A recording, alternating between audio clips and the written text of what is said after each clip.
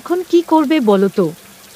বাড়িতে যা কিছু চাল ডাল ছিল সবই তো প্রায় শেষ হয়ে এলো। এখন যদি খড়ি কাটতে না যাও তাহলে তো না খেয়ে মরতে হবে।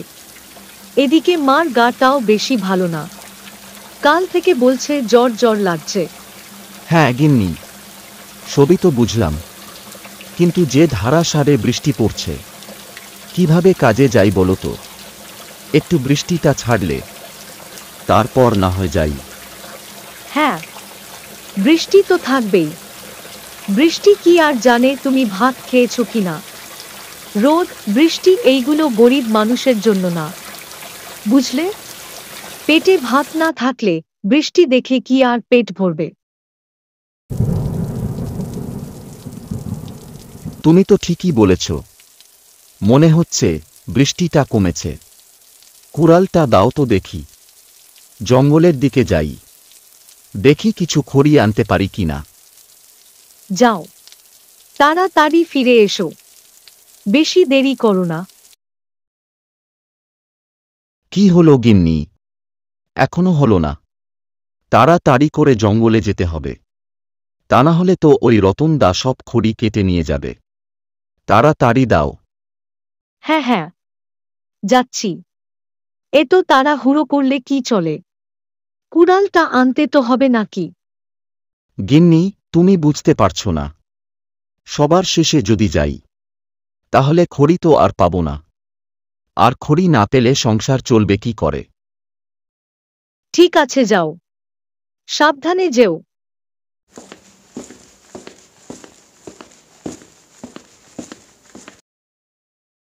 বাহ, আজকে ভালোই খড়ি পেয়েছি। আজকে যে ঝড় বৃষ্টি হয়েছে, সব শুকনো ডালগুলো ভেঙে ভেঙে পড়ে গেছে। এইগুলো বিক্রি করে ভালো একটা টাকা পাবো, আর সেই টাকা দিয়ে মার জন্য ওষুধ নিয়ে যাব, আর কিছু চাল আর কিছু ডাল নিয়ে যাব। মানুষ বলে বিধাতা যা করে ভালোর জন্যই করে। আজকে ঝড় বৃষ্টি যদি না হতো তাহলে কি আর এত খড়ি পেতাম? যাই হোক, এখন দেরি না করে চট করে বাজারে যাই।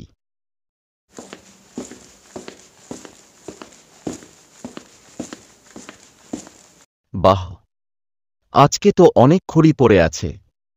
এই খড়িগুলো বিক্রি করে আমার গিন্নির জন্য একটা ভালো দেখে শাড়ি কিনে নিয়ে যাব।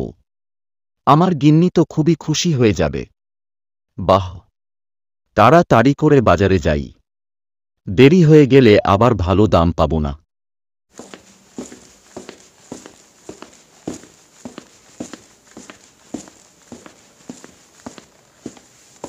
রতন, খড়িগুলো কত নিবে? জি, 200 টাকা নেব। 200 টাকা? না না, 200 টাকা বেশি হয়ে যাচ্ছে। 100 টাকা হলে ঠিক আছে। কি হলো, দেবে নাকি 100 টাকায়? 200 টাকা বেশি হবে না বাবু। এই ঝড় বৃষ্টির দিনে আপনি খড়ি কোথায় পাবেন? খড়ি আনতে হলে সেই জঙ্গলের ধারে যেতে হয়, আর ওখানে থেকে খড়ি আনা তো অনেক পরিশ্রমের কাজ। তাই 200 টাকা বেশি না। না না, 150 টাকা দেব। যদি হয় দিয়ে দাও। ঠিক আছে বাবু, নিয়ে যান। খড়ি ভালো জ্বলবে তো নাকি? হ্যাঁ বাবু, একবারে শুকনো খড়ি, খুব জ্বলবে।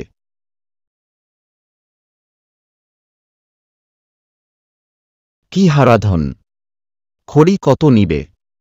জি বাবু, 500 টাকা। এই কয়টা খড়ি 500 টাকা? বেশি হয়ে গেল। বেশি হবে না কাকু, নিয়ে যান। আমার খড়ি খুব জ্বলে। হ্যাঁ হ্যাঁ, জানি, এর আগের বার নিয়েছিলাম, একটাও জ্বলাতে পারি নাই। মাঝখান থেকে শুধু আমার গিন্নির মুখে কয়টা গালি খেয়েছি। বলল তোমার খড়িতে নাকি আগুন ধরতে চায় না। না না কাকু, এবার একদম শুকনো খড়ি। হ্যাঁ, তা না হয় বুঝলাম, কিন্তু ওদিকে রতন তো 200 টাকায় বিক্রি করছে, তাহলে তুমি এত বেশি নিচ্ছ কেন? আরে বাবু, রতনের খড়ি তো সব চুরির মাল, সেজন্যই কম দামে বিক্রি করে দেয়। আমি আবার কিনে আনি, কিনে এনে তবে তো বিক্রি করি। তা চুরির মালের দাম তো একটু কম হবেই নাকি? না না, এত দাম দিয়ে তোমার খড়ি নেওয়া যাবে না। বরং আমি রতনের কাছ থেকেই নেই গিয়ে। তোমার খড়ি তোমার কাছেই রাখো ভাই।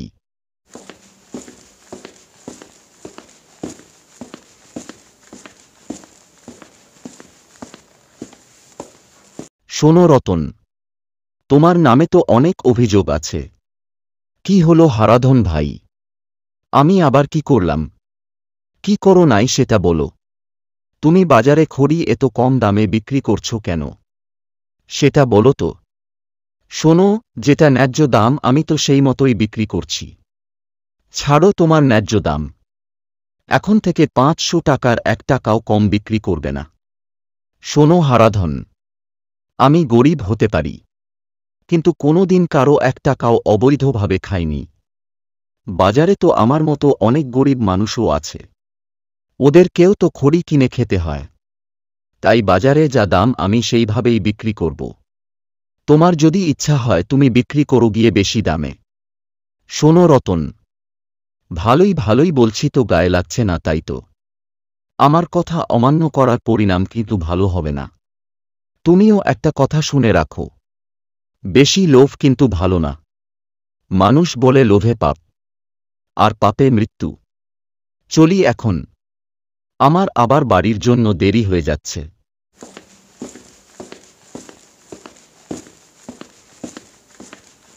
হ্যাঁ, যাও।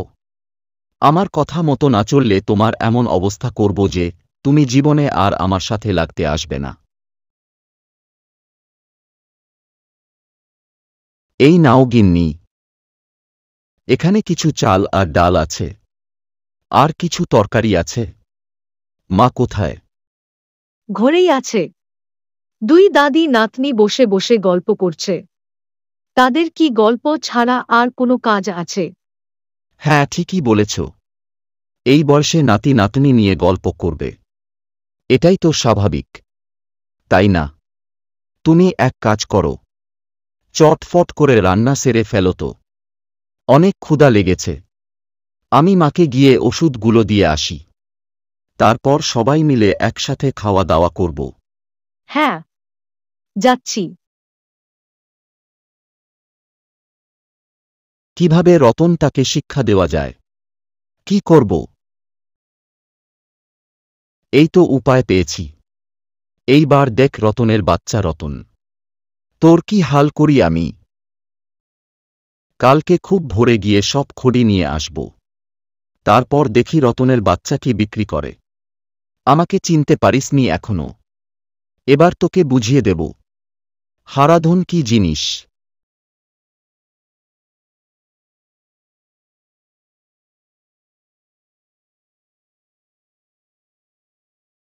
সে কি? এখানে তো একটা খড়িও নেই। এমন তো হওয়ার কথা ছিল না। প্রত্যেক দিন তো অনেকগুলো খড়ি পড়ে থাকে, কিন্তু আজ কি হলো যে একটা খড়িও নেই?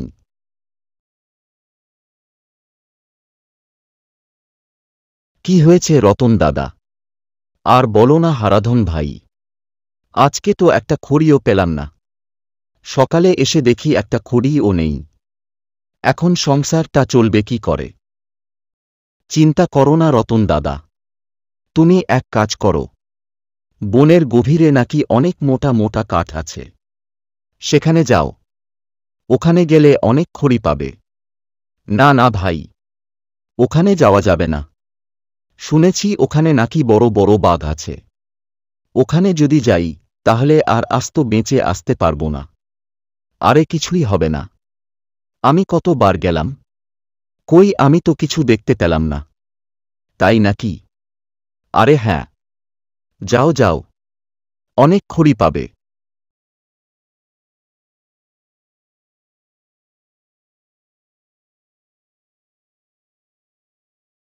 সে কি? এত মনে হচ্ছে বাঘ। উড়ে বাবা, পালাই জমি করে। উড়ে বাবা, শালা হারাধন, আমাকে এভাবে ঠক দিবে কোনো দিনও বুঝতে পারিনি। এখন দৌড়াচ্ছিস কেন? এবার বুঝেক ঠেলাটা কেমন লাগে।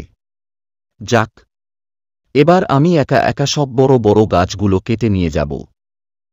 আর অনেক টাকা রোজগার করব।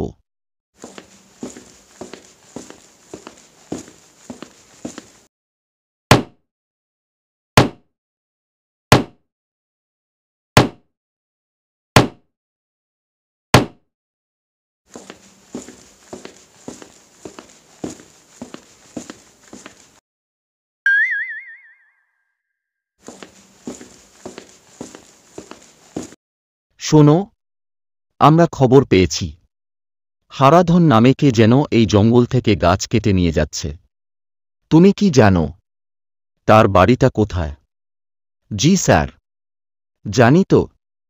চলো আমাদের সঙ্গে, বাড়িটা দেখিয়ে দেবে। জি স্যার, অবশ্যই। এই যে স্যার, এইটাই বাড়ি। হারাধন, এই হারাধন, বাড়ি আছো নাকি? কে বাইরে, কে ডাকাডাকি করছে? স্যার, আপনারা আমার বাড়িতে। হ্যাঁ, তোমার বাড়িতে এলাম। কেন স্যার, কি হয়েছে? কি হয়েছে সেটা থানায় গেলেই বুঝতে পারবি। এই পলাশ, একে নিয়ে আসো। স্যার, আমি কি করেছি? আপনারা আমাকে কেন ধরে নিয়ে যাচ্ছেন? এ কি করছেন আপনারা? আমার স্বামীকে কেন ধরে নিয়ে যাচ্ছেন? আপনার স্বামী কি করেছে জানেন? আপনার স্বামী পাশের জঙ্গল থেকে বড় বড় গাছ কেটে নিয়ে এসেছে। সে একটা বড় ধরনের অন্যায় করেছে। কেন আপনারা কি জানেন না? যে গাছ কাটা পরিবেশের জন্য ক্ষতিকর। গাছ কাটতে কাটতে একসময় তো গাছ নাই হয়ে যাবে। তখন মানুষ বাঁচবে কি করে? স্যার, আমরা তো এত কিছু জানি না। আমার স্বামীকে এবারের মতো ক্ষমা করে দেন। এমন ভুল আর জীবনেও হবে না। শুধু একবারের মতো ক্ষমা করে দেন প্লিজ স্যার। ঠিক আছে, এবারের মতো ক্ষমা করে দিলাম। এরপর যেন তোমার স্বামীকে এই জঙ্গলের আশেপাশে না দেখি। জি ঠিক আছে স্যার, ধন্যবাদ। আহ, রতনকে শিক্ষা দিতে গিয়ে নিজেই শিক্ষা হয়ে গেলাম। আপনারা এমন ভুল জীবনেও করবেন না।